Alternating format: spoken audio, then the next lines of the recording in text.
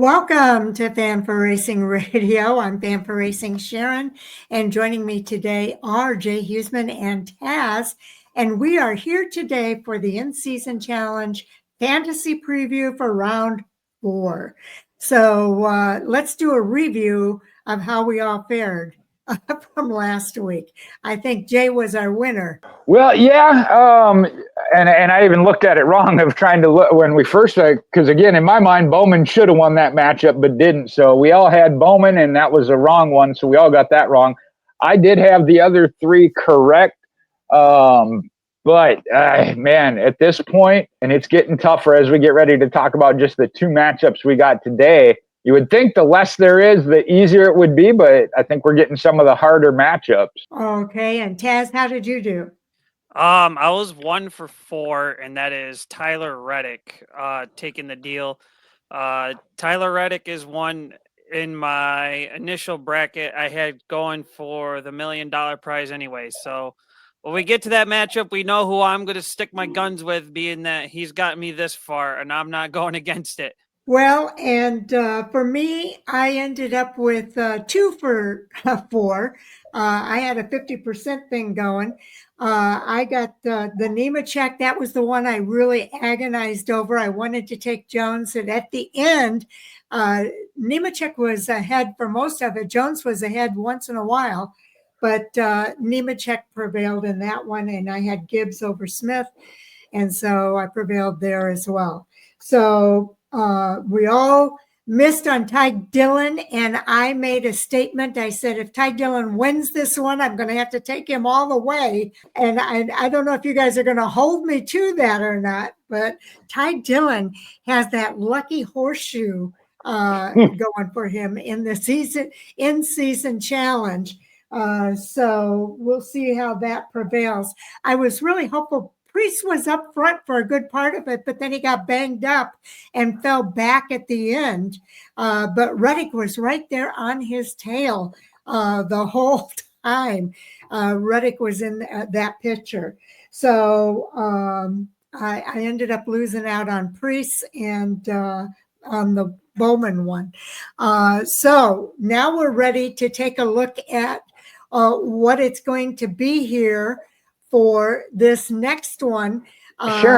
Sharon, if we can kind of look at Sonoma, though, with that, I think all of the matchups throughout that race, based on pit strategy, some incidences and whatnot, I think every one of those was a back and forth throughout the majority of the race, or really close. And actually, I think the Bowman-Dillon one was the most separation throughout the entire race. It wasn't until the end that Bowman and Ty Dillon were right together, and Ty Dillon took advantage of that. But the Priest and let's see, who did he match up against? Reddick. Reddick, that one was up until the end. Again, I think Reddick was going to prevail, just had the better car, but Priest was also involved in an incident. And then you had Ty Gibbs and Zane Smith in that one too. Gibbs actually had to come back at the end because he had a different strategy going on and had to get back by Zane Smith. And then you mentioned the Eric Jones and John Hunter Nemechek. I mean, they were running nose to tail, one position back and forth, literally battling on the track amongst teammates. So I thought the Sonoma race played out really well as it pertains to these in-season matchups. Yes, it did. Any comments that you want to make, Taz, with regard to that? Yeah, the whole Ty Dillon Bowman deal, that wasn't as close until the last lap, as you mentioned, that little bump and run where Ty Dillon actually this time around didn't really have the luck charm of having somebody DNF the race. So he had to actually work for that one. As far as the other matchups, at one point or another, they could have swayed the other direction that they did. But, of course, strategy was the factor. And then, of course, the late race yellows threw a monkey wrench to some of those guys, too. So now we're in the process of figuring out who are going to be the final two drivers to go for the championship at Indianapolis Motor Speedway. This is going to happen. These challenges are going to happen at Dover Motor Speedway. So another thing here that I want to share with everybody, we've got the head-to-heads. Since this is the first one I hit on, let's go ahead and talk about this side of the chart. This is the right side of the chart. The head-to-head with Tyler Reddick and Ty Gibbs. The two Tylers are head-to-head. So, Jay, you want to start with this one?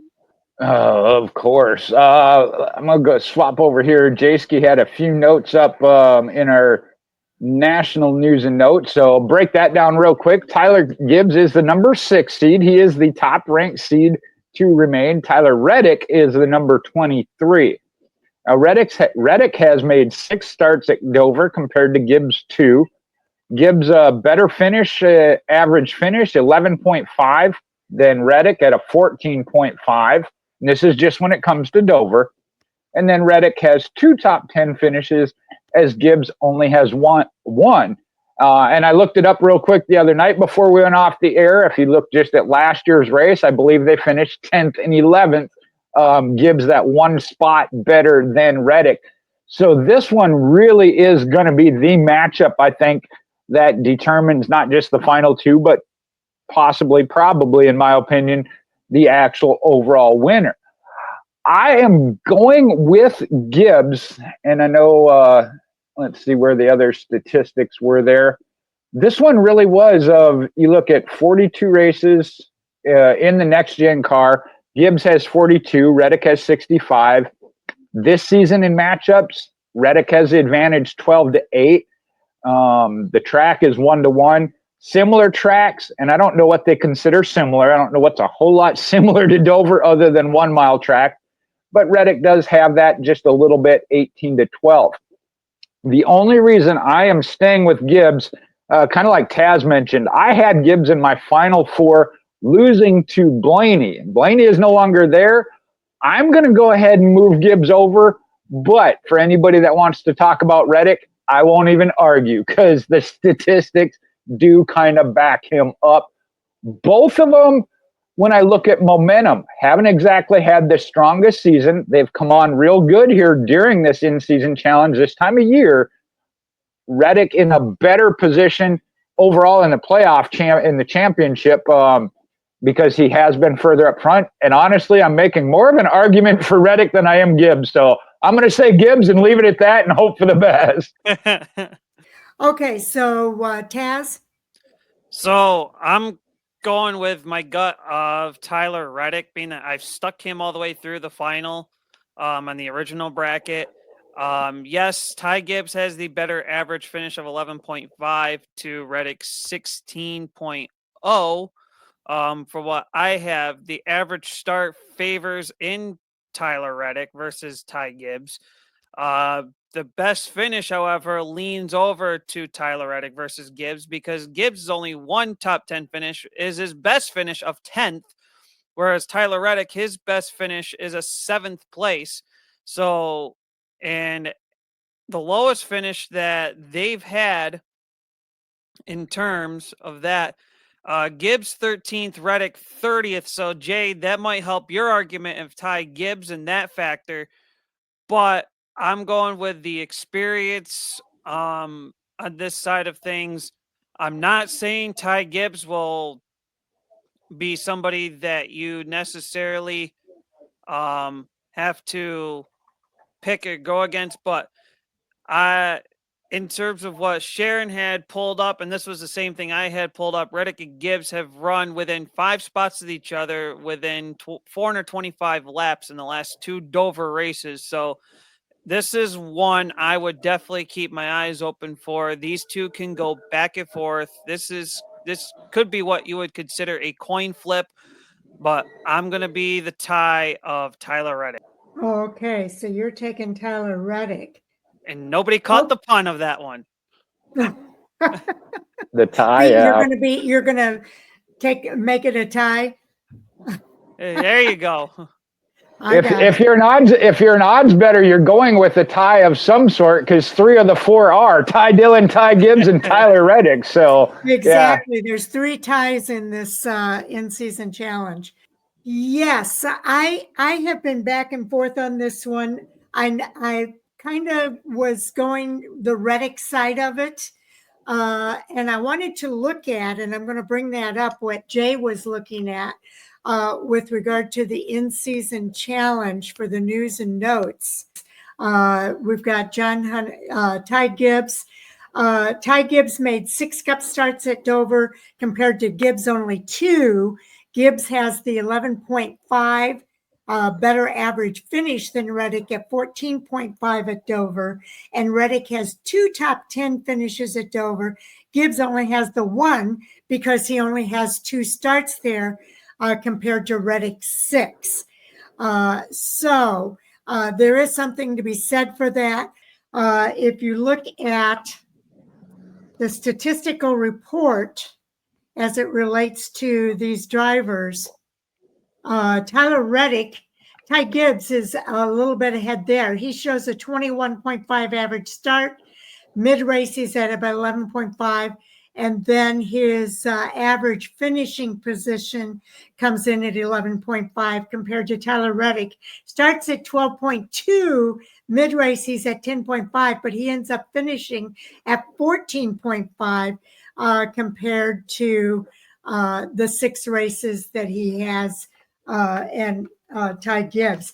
I think I'm going to go with Ty Gibbs on this one because I do think that Ty Gibbs actually overall has been finishing better when you look at, and now I'm going to go back to this one, NASCAR Insights. And if you look at the last 5 races overall, it's 3-2. It's 6 since 2022. It's kind of an unfair thing, but Gibbs 6/4 and 3/2 in the last 5 races. And for the 25 season, they're kind of head to head, 1-1. So I'm looking at all of those things when I'm making my decision here. But I think I'm going to go with Ty Gibbs on this one, just because his most recent stats and his stats at Dover tend to favor Gibbs over Reddick. Now, there can be an argument made for Reddick, and I think Reddick, is probably going to be going for it. He wants that $1 million. So he could prevail in the end here with that in mind. But the stats favor Gibbs. And I have to agree too. And Taz, I know you're going to say this. The stats have not favored us throughout this whole in-season challenge. So I get that. So, but I'm willing to go with the stats on this one. So it's a 2-1 on this one. I'm going to be the tiebreaker here and go with Ty Gibbs. I was just thinking about something at this point in the season too. Again, this is an in-season challenge. The championship, the playoffs and the championship is still the big picture for Tyler Reddick. He's in a good position in points. I don't have that up, but I know he's up near the top without the win. He doesn't necessarily have to have a win. If they look at the big picture of the championship, Tyler Reddick may have to go with, hey, we just need to maintain a good points day. Ty Gibbs is in a position where they're outside the playoff bubble anyway and are pretty much in a must-win only situation, so might throw more caution to the win versus Tyler Reddick say, we can't do that because we still need to protect our points position for the overall championship. That may play a little bit of a factor. You got Reddick, who's in 4th in regular season. Is he 4th? There we okay. And Ty Gibbs is sitting 17th. When you look at the playoff picture, Tyler Reddick is 13th, plus 149, whereas Ty Gibbs is 20th, minus 60, under the cutoff. See, and that's where I'm saying he's Tyler Reddick, although 4th in points, when you do the playoff seeding, down to 13th. So a couple new winners, and he could be in that bubble. That might enter their mind of they can't go for broke in this in-season challenge and give away their possibility at the overall championship for the year. So that's where I said that might come into play, that they got to be a little more conservative. Whereas you mentioned Tyler Gibbs at 60 points down with 6 races remaining, they're pretty close to being in that must win to get in situation anyway. So they're all in on go for the win regardless. Yeah, I think that's a fair point, Jay. But Tyler Reddick is fairly safe, but he does not want to put himself. Right now, he's 149 points ahead of 17th. So he's in fairly good shape. I just know we've talked about that of over 2 or 3 weeks, how many points teams have lost to the cut line when they think they're in good position and all of a sudden they're not. So that might play a factor. It could put him in that bubble area. Right now, he's not in the bubble, but if he takes a risk and knocks himself out, it could put him in the bubble with the remaining races. So I see what you're saying. It's a good point. I'm still going to stick with Ty Gibbs because Ty Gibbs is kind of in that 20th place spot. He needs to get himself out of that bubble area, and he could be going after the win at Dover. But we talked about it during the preview for the Cup Series. This track does favor the veterans, so that might put Tyler Reddick in a better spot there. We know Ty Gibbs has been a quick study in this next gen car, and he has been doing fairly well. So we'll see what happens. Any other comments from you guys on this one? What you got, Taz? I don't think so. Being that both drivers, from what I have seen, neither one of them have never DNF'd here. But being that, like I said, this could go either way. I'm going with Tyler Reddick, being that he's got the experience, he has more starts, he has the better top finish versus Ty Gibbs does. I know the argument for Ty Gibbs could be that Ty Gibbs has a worse finish than Tyler Reddick does. And being that concrete tracks is pointed, and that also includes Nashville, by the way, does favor Ty Gibbs, but Ty Gibbs doesn't have that much of an advantage, really, if you're looking at it. So, I mean, Reddick has just about of equal success as Gibbs does. Okay. It really is almost a draw down the line. Yeah. Yes, it is a toss up. Either one of these drivers could win it. So I'm not going to feel bad either way. My bracket's been busted so many times. That it's not going to hurt my feelings either way. You could very well be right, Taz. So don't feel bad about being the lone guy. And I don't think you do feel bad about it. I think you're looking at it. I'm going to win this one. I don't feel bad about picking Tyler Reddick at all. Listen, I was in the doghouse for Zane Smith and Eric Jones, and shoot, I almost thought I had it for a couple times there. I know. So many of these have been like that. It truly is a head-to-head toss-up here between which one's going to prevail, and we just have to watch the race and find out which one does prevail. There you go, Taz at Sonoma on lap 8? You had 4 for 4, and then you had 0 for 4 on lap 12, and 1 for 4 on lap 90. Yeah. Listen, I was sitting pretty when I had 4 for 4 at one point. I was like, holy crap. So, Taz, you want to go first on this one? Yeah, this one, I guess you could say is a coin flipper too.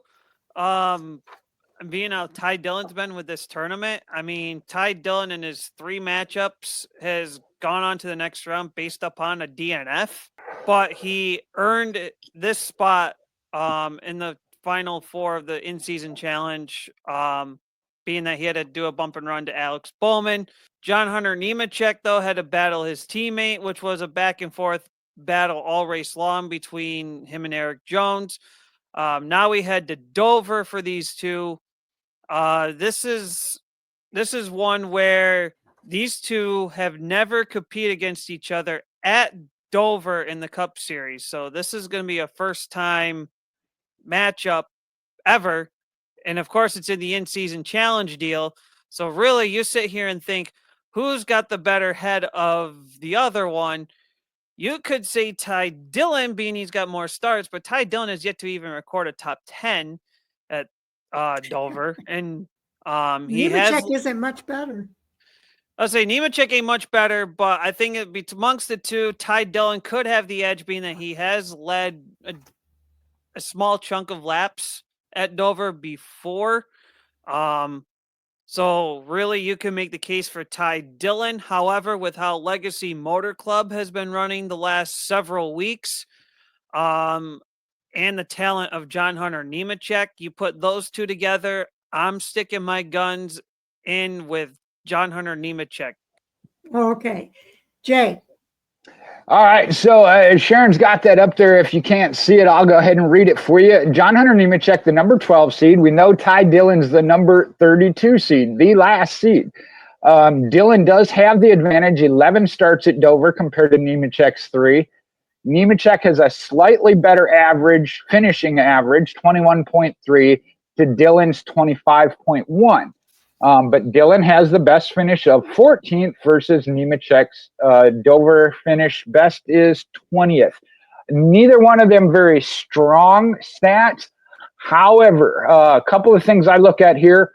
Again, this is Ty Dillon with the Colleague Racing Team, the best equipment he's been in his career. We know what his momentum and storyline is so far in this in-season challenge. And Taz, you covered that. I'll come back to that in a minute. Nemechek, I look at the momentum of the year with, as he mentioned, Legacy Motor Club. And that included going through and battling with, on the track, one position apart, his own teammate. I lean towards Nemechek. I don't know that stats-wise you're really going to find anything to give you the warm fuzzy to fully pick one or the other. The great thing here, I view this side right now as the best storyline, if you will, of the in-season challenge. Because this race in particular, call it a David and Goliath. You got Ty Dillon as number 32, has come all the way so far. They've been calling him the Giant Slayer. I'm with Taz, though. The first 2 races was strictly based on the DNF of his opponent in the head-to-head matchup. When it came to Alex Bowman at Sonoma, he did have to take that one, and he did. But there, too, I think it was because Bowman and the Hendrick Motorsports team weren't running where they should have been at the time to even give him that opportunity. Bowman was up, I believe, like 8 to 10 positions through most of the race. There at the end, he was 1 car in front, and then he was 2 cars behind after he got a little love tap and slid out of the groove. And you saw it afterwards. Ty Dillon and Alex Bowman talked. They laughed. They shook hands. Bowman said, "Hey, I don't blame you a bit. You got a shot at the million. Go get it." Understanding that, I'm with Chris Crichton, though. He said it the other night. The Cinderella story, it's not quite over, and the slipper just isn't going to fit. I got to go here with John Hunter Nemechek. And I think that's kind of, we know he wasn't ranked number 32, but who at the beginning of this would have picked John Hunter Nemechek or Legacy Motor Club to be in the Final 4, let alone in the Final 2 and have a shot at it? I don't think there was a whole lot that did so. So either one of these, I think, is a great story. And then you have the finals as a David versus Goliath as well. Either one of these two against Tyler Reddick or Ty Gibbs, you have that David versus Goliath. So overall, I like the way this has played out, other than it wasn't my favorite driver. But I'm going with John Hunter Nemechek here. In the matchup here from the news and notes, Dillon has a best finish at Dover, a 14th. Nemechek's best finish at Dover is a 20th. I know he's been doing better this year. He's in the Legacy Motor Club thing, but I also have to go back to, I said, if Ty Dillon gets past Bowman, I'm going to pick him to go all the way. So I'm going to go with Ty Dillon on this one. I think he still has a lucky horseshoe. He might have to work at it because John Hunter has been running better. But I'm going to give the edge to Ty Dillon here. She just based bites on the his bullet. best She finish. bites the bullet. She I said like she was it. gonna. I said I was going to. I'm going to stay to my word. I'm going to bite the bullet. And also based on the fact that Ty Dillon does have the best finish and probably not the best equipment. He has better equipment this year with Colleague Racing. So I'm going to bite the bullet and I'm going to go with Ty Dillon. At this point, it's one of those of if somebody wanted to disagree with you, what's their statement going to be? Look at the stats. He has no chance. Well, he hasn't all along. So, and when we talk about like what happened at Atlanta, we have seen that at Dover, although they claim it's a self-cleaning track. Situations can happen involving more than one car. So again, that possibility greatly exists, I think, at Dover, that it could be a matter of stay out of trouble and wait it out and get by on that. And again, I think either one of these is a great storyline. We talked about it already. Just the exposure that Ty Dillon has gotten in this in-season challenge. I mean, I hate to say it, it's probably more that he's been talked about in the last couple of seasons, So it's good for him. I love it. And that's why, again, overall, even though it wasn't the favorites and, people's bracket all looking good, I think there's been some great things to come out of this in-season challenge that benefited some of these other teams, if you will. Okay, and I was just looking at the points report. Right now, Hunter Nemechek is 22nd in the points. Ty Dillon is, he's still 31st. But so both of them have nothing to lose here. This challenge has been very good for Ty Dillon, no doubt about it. And neither one of them have anything to lose here. It's another one of those matchups that either one of them could be on top at the end of the race.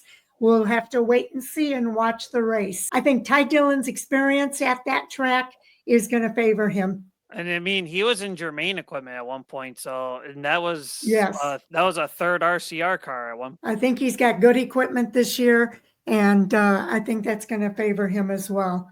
Okay, any other thoughts here before we call it? Well, Sharon, you actually brought up an interesting point. I brought it up on the other side where it was kind of one maybe in the protect mode. You're right. Both of those teams with where they are in points realistically got to be looking at a win to get into the playoffs. So they're both in the same category of that, of really nothing to lose by taking a shot because they need the win anyway. Even Hunter Nemechek right now at 384, trying to get to Ty Gibbs in 17th of 409. Yeah, it's less than one race. However, to gain those points on one or more drivers, is tough. We talk about him only gaining 5 to 10 per week if both teams run mediocre. So I like the fact that they're both in that same category of it's pretty much bust or get in. And then the other thing of, and this goes back to Ty Dillon of coming from a little bit more of the dirt background, they like to say, drivers show up when the pay window opens. And we did see that at Sonoma. Yeah. We did see that of, hey, I realistically have a shot. When it was 1 out of 32, yeah, we'll see what happens. We're talking about getting into the Final Four, getting into the Final Two. Yeah, it's time to get a little aggressive. And if I got to nudge somebody, and like I said, the competitors knew it. I thought it was really great on Bowman's part. There was absolutely zero, maybe that 1% animosity of that. But like he said, I'd have done the same thing. You now have a shot to get in it and have a shot at the million. Don't blame you a bit. So I think in these races, this race, these matchups, as well as then the final, we're going to see that a little bit more. Be like, hey, we're friends and all, but we're talking $1 million. I think it's going to be a battle of the ties for the championship. I'm gonna defer, and I'm sticking with Jimmy Johnson, who I've been a fan of for a long time. I have belief in his team with how they've been the last few weeks. I'm sticking there, and of course, I've had Tyler Reddick from the original get-go, so I'm not going against that one. Okay, Kaz, you brought up an excellent point. They've been talking about that with the Ty Gibbs team. You got Chris Gabehart now kind of helping with that team as crew chief / spotter, just being a little more hands-on in that team, being it's the one Joe Gibbs Racing. But you talk about that at Legacy, at a track like Dover, to be able to lean on Jimmy Johnson. I hadn't thought about that. That's an excellent point. Yeah, I mean the guy who's been going for the Dover dozen and everything, the guy who's been successful at Dover, you can't go wrong. Well, I think that you got to look at who's hungrier in this situation. I think Ty Dillon's pretty hungry for this. Well, and I've said I look at momentum of the season within the in-season challenge. You got to give that to Ty Dillon of that. No matter how it's happening, he is getting it done one way or another. So, like I said, that one too, you really can't argue against because your argument is wasted in the first three. So why would you change it? It's going to be a David and Goliath story in the end. So that ain't wrong there. So it's going to be fun, and boy, I can't wait. We'll be back for round 5, which is just before the Indianapolis race, where we talk about the 2 drivers that will be going head to head for $1 million at Indianapolis, one of the crown jewels on the NASCAR schedule. And wow, that's going to be an interesting conversation as well. Oh, certainly will be. That'll be one to talk about.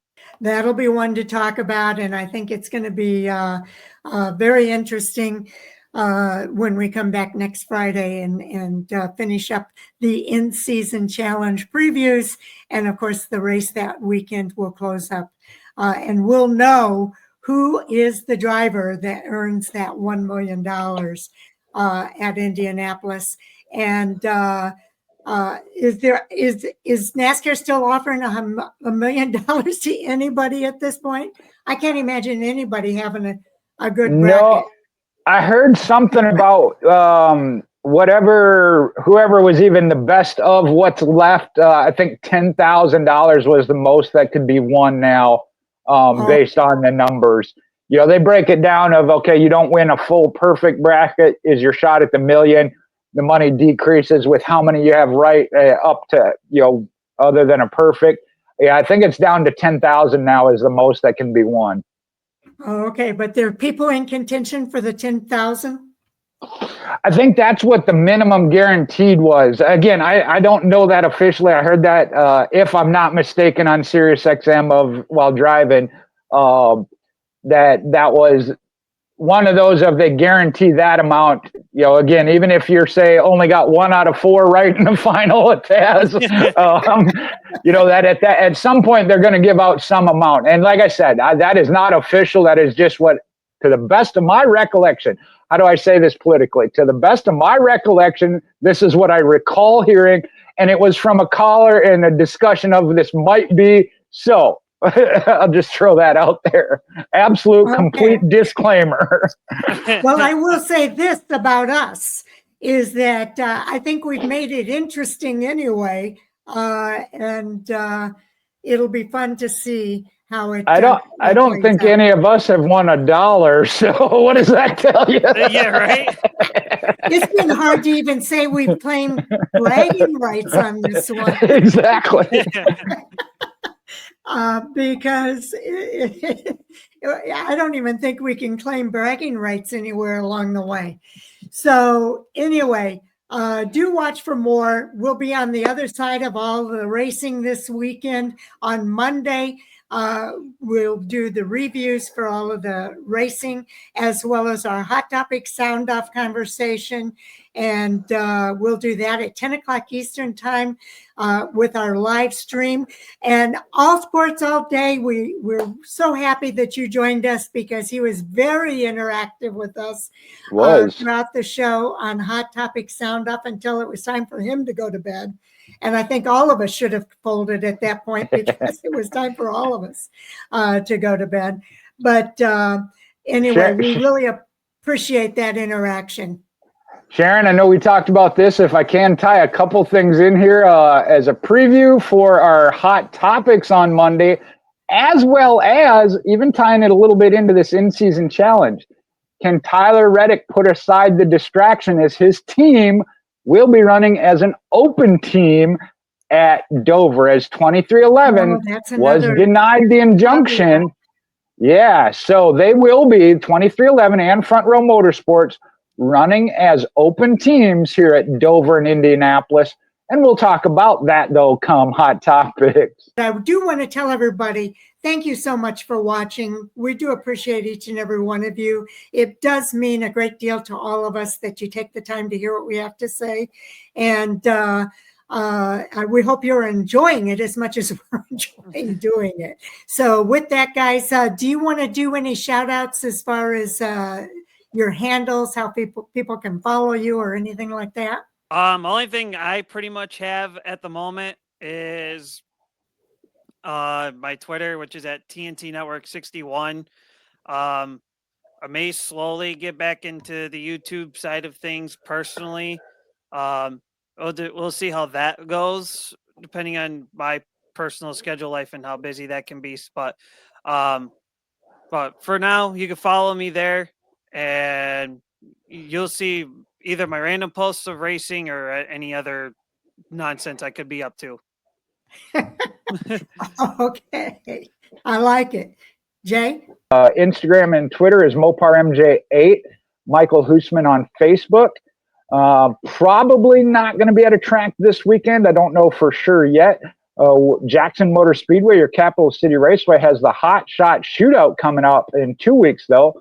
So if you want to go to a track this weekend, some people think I don't like Chris. I do like him, and I'll give him a shout out. He will be active at the House of Hook, Why Not Motorsports Park this weekend, as the Mississippi State Championship Challenge Series Super Late Models is there. So, Chris, yellow caution flag, I got you. Sounds like fun. Okay, I am Fanfare Racing Site on Twitter and Fanfare Racing Blog and Radio on Facebook, as well as our website, fanfareracing.com. We do put the recaps up every Monday, and I've got to get up where you can watch this weekend. And then, of course, we have our YouTube channel here, Fanfare Racing Radio on YouTube. All of our previews are out. And so I'm going to relax and enjoy the weekend. And I'll see you guys on the other side. If you're also, I forgot, if you're also in the New York region, primarily Southern Tier, I'm the head flagger of the Dreamfield Speedway and Afton Motorsports, or I almost said Afton Motorsports Park. I'm promoting 2 tracks, but I only work for one. But they're on the same premises of the Afton Fairgrounds. Tonight we're racing back to points after last Saturday hosting the Slingshot Nationals night 2 out of their 3-stop weekend last week, and we're having the Slingshots back again tonight. So fingers crossed for a good night. Our bigger classes, the Extreme Budget Predators and the Ghost 360 classes will be there, along with our junior classes. And one of our junior classes this week has free registration for racing this week, and we bumped up the lap counts for their fun time as well. Well, it does sound like a fun time. I hope that New Yorkers get out there and go to the track. And same for you, Jay, all the Mississippians. Okay. So I really appreciate you guys. You guys have been awesome. And I couldn't do this without you. So thank you so much. And we'll look forward to talking to everybody on the other side. Take care, guys.